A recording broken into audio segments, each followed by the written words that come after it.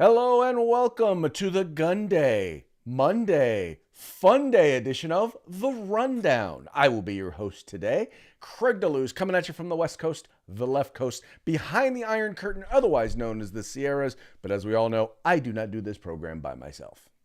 That's my gun day fun day pose, by the way. I wasn't Your smelling my Gun Day, armpits. Fun Day. There you go. There you go. If I had a bigger, wider screen, you could see it all, but you don't. So, hey, welcome back to the rundown here. I promise to bring you 2A views of conservative news. My name is Mike Poworski. I'll be your co-host today. The co-host from the East Coast. That's the coast with the most, with the co-host with the most here for you on Gun Day Monday. Yes, sir. Yes, sir. Yes, sir. You know, folks, I got to tell you, the weekend here in California was just phenomenal. It was so beautiful. The weather was nice. It was mid 70s. Got a little cool in the evenings, but very much enjoyed. You know, when the suns are out, when the sun is out, the guns come out, and that's what we love about. Well, I would say probably for both California and Florida, it's the one thing that we share in common. Yes, just not the alligators. We don't. Well, share that. Yeah, we do not have alligators here. Yeah, Although I would probably take alligators over a liberal-controlled legislature. All right, let's ask this. Okay, how about alligators over mudslides? I'll take alligators. Well, I guess it depends on where you live. I don't live in a place where there's mudslides, so I don't have to worry about it. Well, so any place where you might have running water, which I know in California there's not a lot of places, would you Especially give these up days. would you give up wildfires for alligators? I'll take alligators. So, like, okay, you don't have to go outside, and there's no giant fires in the backyard, but there might be an alligator in your pool. I look in the pool before I jump in. There you go. Okay, that's exactly right, and most people do that. Yeah. How about alligators for earthquakes? Yeah, no, you hardly earthquakes, even in the places that are known for earthquakes, either rarely happen or they're generally not very devastating. So yeah, I'll take the alligators once again. What if we made it proportional? Like for a 2 on the Richter scale, you got a 2-foot gator. I mean, I'm sorry, I would take the earthquakes over the alligators. But on a 10 on that Richter scale, you got a 20-foot alligator. Ooh, wow. I'd rather deal with a 20-foot alligator than a 10. Like when the earth cracks open, the alligators come out.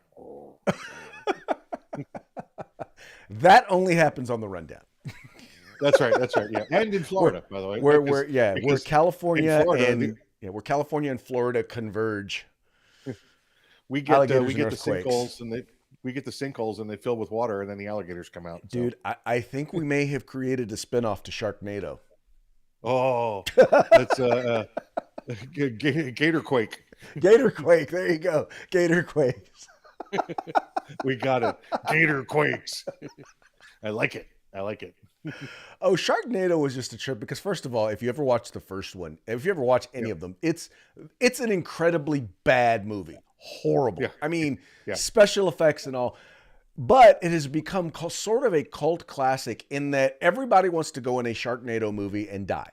And you have to, that doesn't be a cool death, right? It's true.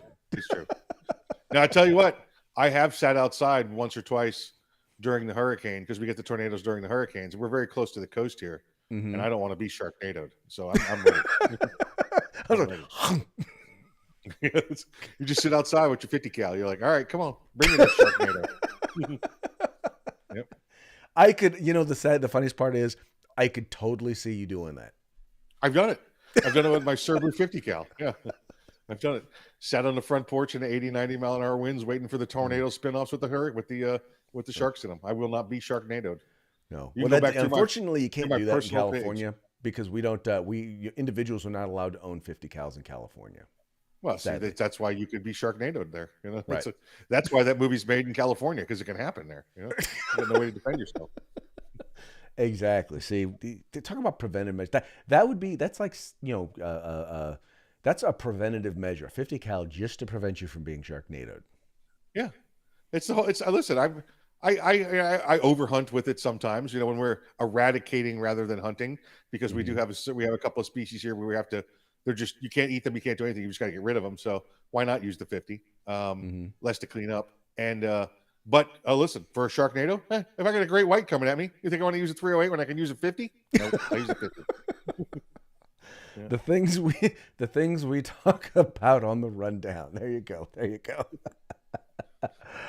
All right, folks. Well, hey, let's get into today's news and you know, talk about invasive species. Jeffrey Epstein. We all know. All right, so for those of you who have been under a rock over the last, I don't know, 2 or 3 years, Jeffrey Epstein was the millionaire, billionaire, Democrat donor who was known for. Oh, I'm trying to think of a ginger way to put this. Basically, he was known as a child molester. He was a pedophile, and he was known for flying many, many important people and rich people to his island in order to, molest young girls. And we know that a number of Democrat politicians were known to have flown with him to his island. And before he could, he had been convicted, and before he could release the list of people who we know who went with him, he wound up hanging himself in his jail cell. Well, allegedly he wound up hanging himself. And you guys, if you have not seen the memes out there, Jeffrey Epstein did not kill himself. Then you clearly have not spent significant enough time on the World Wide Web, because that was the thing for the longest time. Well, we know that a friend of his, an associate, a known associate of his, who was very much involved in all of that. Well, he was. Well, I say he because there's another one, Giselle Maxwell, but this one, this gentleman was found dead in his prison cell in Paris. His name is Jean-Luc Brunel. Once again, was found dead in his prison cell in Paris. And, needless to say, Giselle Maxwell is now very, very much scared for her life, because she is believing that, she likely will be next. Because it has been rumored, Mike, that she is willing to put out a list of people who were on the flight or who have made the trip to Epstein Island.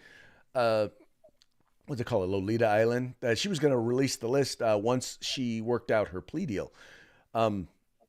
Anyway, dude, I didn't even know this other guy existed, and now all of a sudden we're finding out, that he's, dead. Well, the reason we didn't know he existed is because he's French, and who cares? He's a French dude. That's what happens when you're French. Win a war. Come on, get back with us. They have so many people, and it's Pedophile Island, right? I think that's what I always heard it called. Right. Lolita Island sounds familiar, also. And there's how many people here? We just saw that what Prince Andrew settled out of court early last week, I believe, also versus the allegations arising from there. Of course, undisclosed, right? We can't discuss Right. the details of that. This is going to be. This is one of those world, like you said. It's not only just Americans; it's French. It's going to be worldwide power players. I don't know who this Jean-Luc is. The only Jean-Luc I know is Jean-Luc Picard, right? I don't know who this character is, this guy, but I bet you he's a power player over there. I bet you he's a money guy. It's not some average dude. It's not some middle class mom and pop kind of guy. This is going to be some power player over there that was caught up in this, and guess what? Somebody got the finger on him, and it was time to either disclose or die. And guess which way this guy went. And I think you're going to see that, sporadically the remainder of time that this is a relevant story. And even when it's not, 10, 20 years from now, you're going to still hear about the ones that, another connected to, and was found dead. This is going to be, Clinton-esque for very many years when it comes to who lives and who dies. Right. Now, he was evidently he was a modeling agent, which, well, there you go. He provided the kids. Yeah, exactly. He probably went and, talked to him, hey, you want to be a model, yada, yada, yada. And next thing you know. Sure. Yeah. There you go. Yeah. And bring him out and listen, standard stuff. And I don't want to get into the details of how, but if you've ever studied the criminal technique for it, that's a great place to start is as the agent for them. And Greg, think of the package, right? You and one of your friends, you get to come be models. We're going to go to a tropical island. Plenty of adult supervision. You don't have to bring your parents. Oh, by the way, now we're 5,000 miles away from home. You're not Hmm. going home. Here's some guilt. You do what you got to do, and then you can go home. That's Yeah. the philosophy of it in a nutshell, right? And it just makes sense. Now you're bringing in innocent young European white girls to take Hmm. part in his criminal scheme. Well, Mike, what gets me, and the reason why this is in particularly this is relevant to what we talk about when we talk about politics, is that it is amazing the number of times the mainstream media will show that one picture of Epstein and Donald Trump where they're standing near each other. They're not Yeah, even talking to each other. right. But so it's like that you could, if you just by judging from the picture, they're trying to make this association when we know that there are far more links to Democrats and Democrat elected officials. And when you go through the manifests of people who've been on his plane, far more Democrats, including the former president, um, Right. have, including Bill Gates. I mean, all of these Democrats, and by the way, even back then when Donald Trump was in that photo with him, Donald Trump was a Democrat back then. He was a Democrat back then. All these Democrats who are linked to him, and yet they never seem to make that link. It's always trying to make the link to Donald Trump. Yeah, absolutely. Always trying to find that link back to him. Like you said, that weird photo where they happen to be standing in the same frame together was it. You know, Earl and Earl, who's my co-host on Arms Room Radio, for 4 or 5 years before we actually got to meet the guy and become good friends with him. If anybody knows the international trainer, European trainer, Instructor Zero, um, he's he's a good friend, a great guy, and a world-renowned instructor. He's also about 5'6", and we always used to say he's a little guy, right? Mm-hmm. So we would always go stand, and me and Earl would like find him and then go stand in the foreground and have like pictures of him standing on our shoulder in the distance. Um, and we take all those pictures, and we could always say, look how small he is. He's a friend of mine. He rides on my shoulder. It's the same kind of picture with Right. Donald Trump and Jeffrey Epstein. They're like, look, they knew each other. They literally probably in some receiving line at some gala event somewhere, walking in, and they happen to be in the same frame. That was it for Right. that picture. That was pretty much about it. But Yeah. once again, we all know the media and how they report stuff. Well,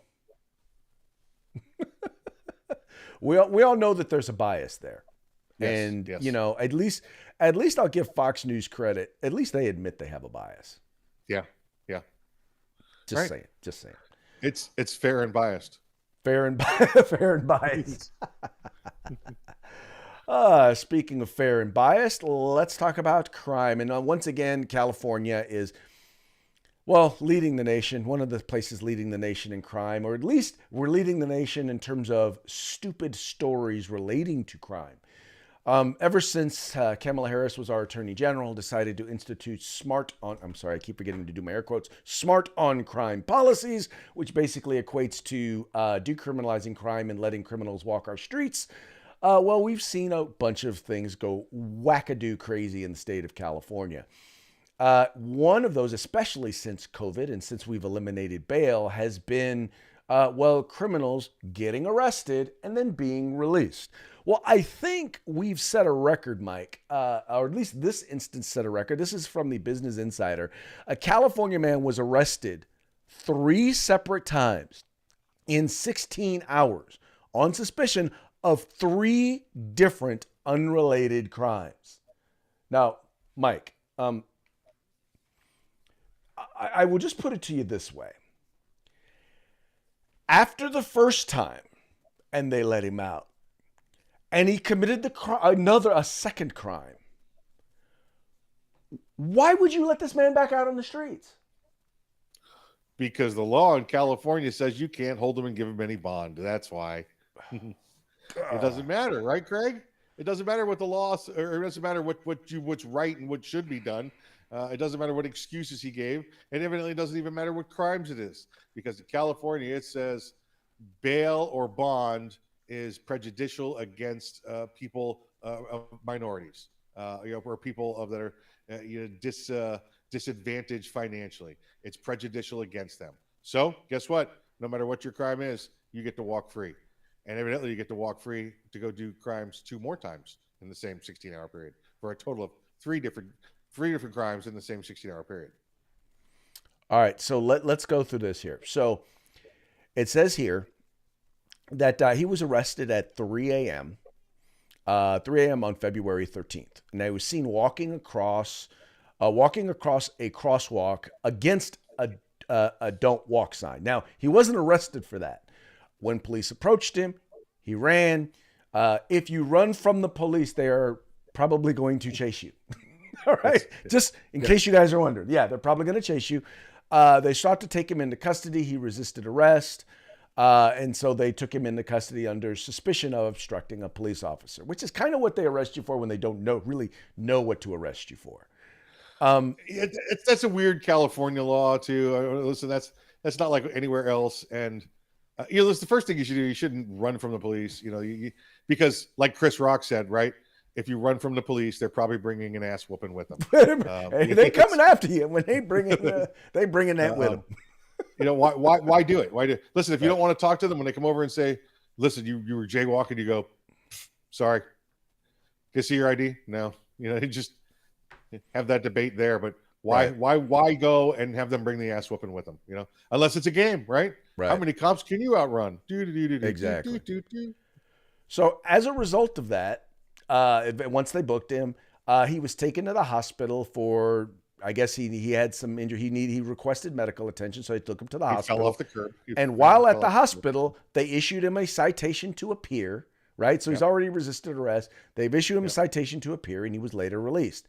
And then around 9:30 a.m. the same day, officers came across him while responding to a trespassing male. So he was basically out. I guess he was trespassing. Right. Yep. Langston had entered a business and was attempting to gain entry to a closed part of the building with a screwdriver. So he's trying to break into a place. When he was stopped by an employee, he was arrested again. In other states, that would be a burglary because you're lawfully allowed to be in the first part of the building. Right. But if there's a sign that says closed, you can't enter, and you try and break into it, you can have a burglary within a trespass. So that would have been a felony in other states. And just so you guys know, this wasn't him just like trying to, turn the handle on a door that was closed. He had a screwdriver. Trying to jimmy the lock. Possession of burglary tools. Right. Once again, he was taken in and he was released. Right. Now, the third arrest took place at 7 p.m. while officers were responding to a call in the apartment of a burglary. Another burglary. Right. Yeah. Residents found the door ajar and heard the male's voice yelling inside. Guess who it was? It was Langston. It was Langston. Or Langdon. Langdon. There we go. Langdon. Yep. Now, mind you, now keep in mind, the first time it was simply, he was running from officers probably because he had probably just broken into someplace or was planning on breaking into someplace. The second one, he was attempting to break into someplace. And the third time, he actually had broken into someplace. Yeah. Notice the escalation. Yeah. See, if I'm not going to get punished for A, I'm going to try B. If I don't get punished for B, I'm going to try C. And it's going to continue to escalate until I have either been locked up or I've been successful in achieving what I've been trying to achieve for the last 16 hours. Greg, I have a working theory on this. Why he did this, by the way. Okay, let's hear it. Well, I mean, it's if you think about it, you're going to shake your head and go, I can't believe I didn't think of that first. I mean, how did I miss this?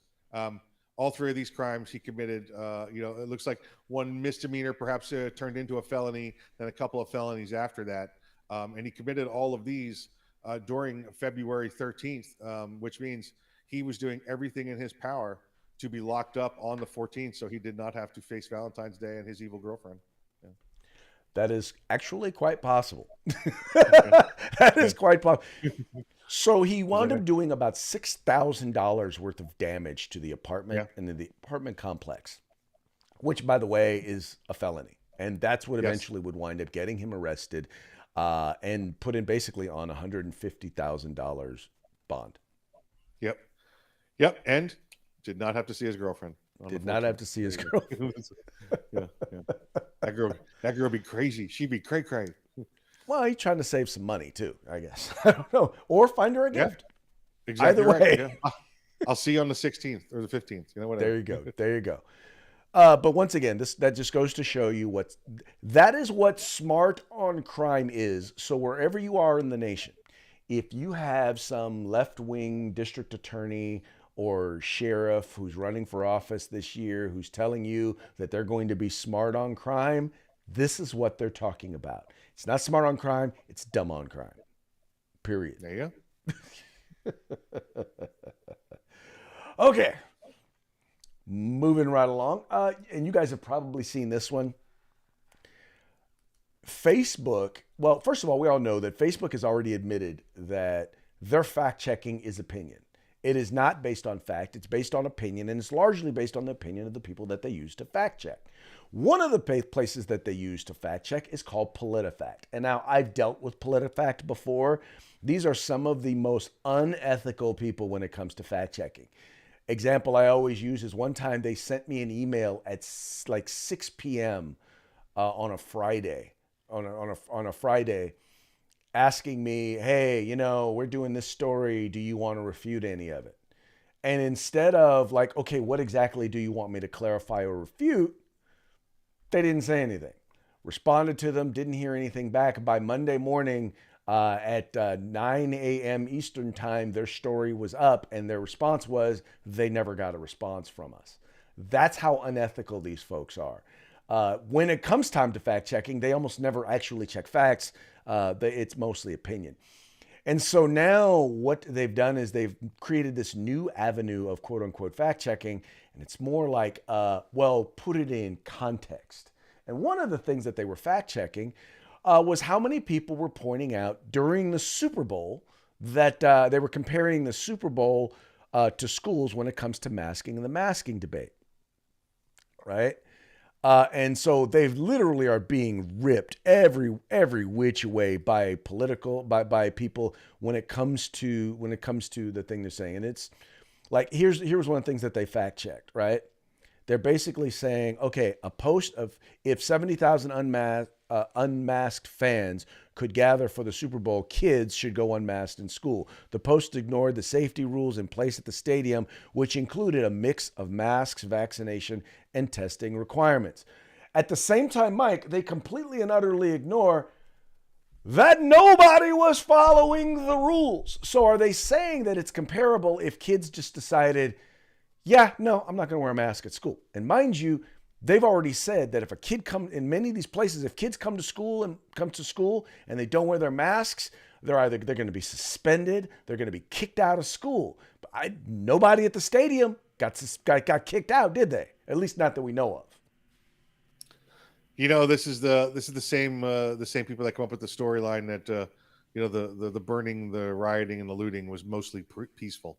It's just let's give one part of the story and ignore everything else completely. This was an absolute. I thought it was comedy. I really thought that this was not a serious tweet when I read it the first couple of times. Like, well, we have social distancing and we have hand cleaning stations and everything else for those 70,000 people, and we offered the masks, so we're covered. What? Okay. Is that how it works? Is that how do I recall now when they handed us a mask to get on the airplane, Craig? They said, "Here you go. You don't have to wear it, but we just want you to have it in your hand." Is that how it works? Well, I didn't think so. But you know what, Mike? Here's the other thing in the context that PolitiFact completely left out is that at the Super Bowl, as well as at the NFC Championship game, there were a bunch of people who were actually responsible for putting these mandates in place, ignoring the mandates. Oh, sure. It's not like, okay, well, if the kids went to school and then the principals and the teachers weren't wearing masks. Right. Yeah, no, you're exactly right. I mean, you had the mayor and how many governors there doing the do as I say, not as I do. Right. It's another case of clear cut California, royalty tyrannical politics. It's the same thing over and over. Right. Also missing from the context is the fact that kids probably have a greater chance of catching and dying from influenza, the common flu, than they do from dying from COVID. Yeah. Kids have a higher chance of dying from space herpes than they do from the COVID. Yeah. Pretty darn close. Pretty darn Yeah. close. Yeah. Yeah. Yeah. But anyway, so yeah, so for those of you who rely on like PolitiFact or USA Today or Snopes for your fact checking, the only reason why I depend, the only time I count on them is to contradict liberal facts because I know they are liberal leaning. Yeah. So I know that I can look to them, and at least when it comes to factual stuff where they actually challenge, believe it or not, sometimes they do actually challenge the left. It rarely happens though, and usually they'll say mostly true, slightly when it's Right. a bold Right. faced lie. Right. Right. Yeah. Mostly. Mostly. There you go. Yeah. It's mostly peaceful. Mostly peaceful. Yeah. Yeah, mostly peaceful because they're mostly full of crap. Is the problem. Yeah. Yeah. All right, this was one that actually kind of tickled my fancy, and how I found out about this particular story. The JR-15. I found out about this story because Gavin Newsom in California has introduced a piece of legislation that would make it illegal to market firearms to children. Now, mind you, I didn't know that anyone marketed firearms to children because, Mike, you cannot, even in California, you cannot purchase a firearm if you are under the age of 21 or 18. I think it's for I think it's still. I'm not sure if California has changed the rules for a long gun, but I know for a handgun you cannot purchase it if you're under the age of 21. I believe for a long gun, once again I fully wholly admit that I could be wrong, but still, a child under the age of 18, no matter where you are, cannot purchase a firearm. But the thing that he was pointing to was this JR-15, which is supposed to be 20% smaller, weighs about 2.3 pounds, and is marketed as, quote unquote, just as effective as mommy and daddy's gun. And my first response was I did not know that this even existed. But my second response was, well, are they really marketing it to kids? Yeah, looking through it, that's in a gun magazine. That is not in some comic book or anything like that. They're not aiming this towards children. It's not in the Boy Scout curriculum or whatever else you see out there. This is an adult magazine. Now, mind you, the one you're looking at right there, Craig, is a British magazine. So, I have no idea what the British laws are. And first off, you can't even buy it in the rifle in England. So. I think they're just making fun of the fact that it's there. It's kind of cool to see the rifle. You got the AR platform that's looks like it's been reduced a little bit in size. Most use the M&P 15, and it's I'm a little curious myself. I didn't get to see one of these at SHOT Show. Didn't know they were there. Is it made 20% smaller everywhere? Is it minus the lower receiver? We know the barrel still has to be 16 inches. Under law. So I'm curious, wouldn't mind taking a look at it. And if again, it's a 22 platform, it's a training platform or maybe a squirrel gun at best. Why not? Why not? It's another niche of the market, and folks, you have to remember, if a kid does happen to see an ad for this in an adult curricular or circular somewhere, it's not like they're going to walk into the gun store at 12 and go, I'll have one of those, thank you, and do the paperwork. They're still a kid, all right? They still have to wait until they're 18 or 21, depending on what state they're in, and they have to, if they're under that, to use it legally, right? Have to be under the supervision of an adult as well. Exactly. I don't know what everybody's getting in an uproar for over this. It's we already make the Smith & Wesson M&P 1522, which is basically a 22 version of the AR. So, children can go out and learn, train, shoot, hunt. And listen, hunting's a family activity, depending on where you are or where you're from.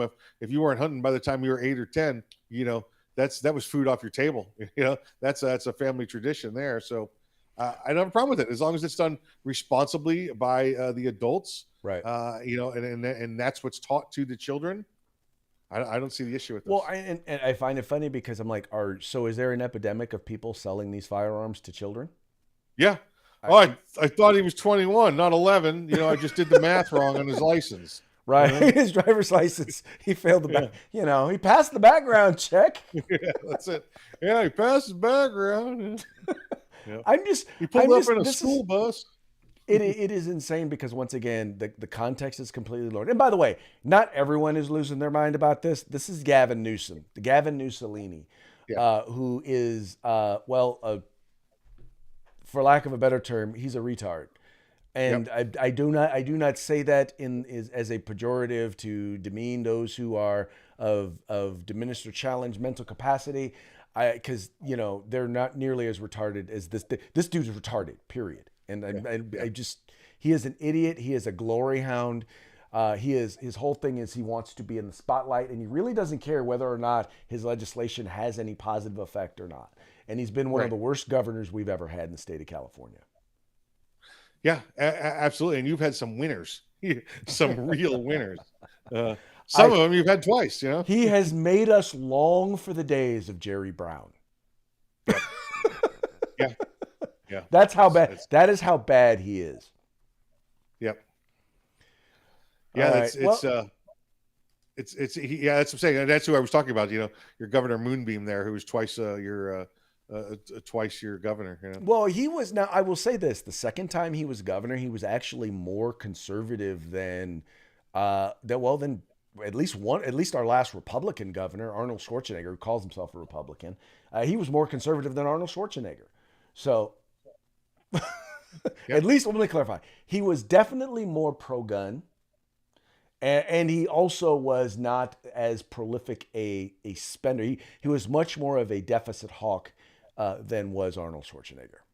Listen, I like Arnold. I think he's a good person. I think he's a good actor. If he knows what his range is. Mm-hmm. He has a good time with that. But you're the people that married the spouse of you're the people that elected the spouse of a Kennedy to be your governor. So that's on you. I can honestly say I never voted. I don't know how you for think Arnold that's going to work out for you. Hey. Oh, he says he's a Republican, but he's married to the Kennedys. Oh, it'll be fine. Exactly. His wife who looks like Skeletor's bride. She does, yeah. Oh, okay. Moving right along. Let's get on to our parting shot. And this kind of fits in the theme of your bourbon room. As we get older, our ways in which these are all props, by the way. Those are all props, by the way. Look, he just pulled off of his green screen. I don't know where that came from.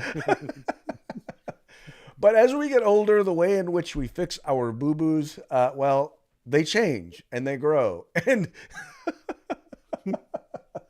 I can resemble this remark. Yeah, the only problem is I can't seem to get it to stick to where it doesn't stick. It doesn't. Well, see, one prevents infection. The other one, it just, makes you forget about infection.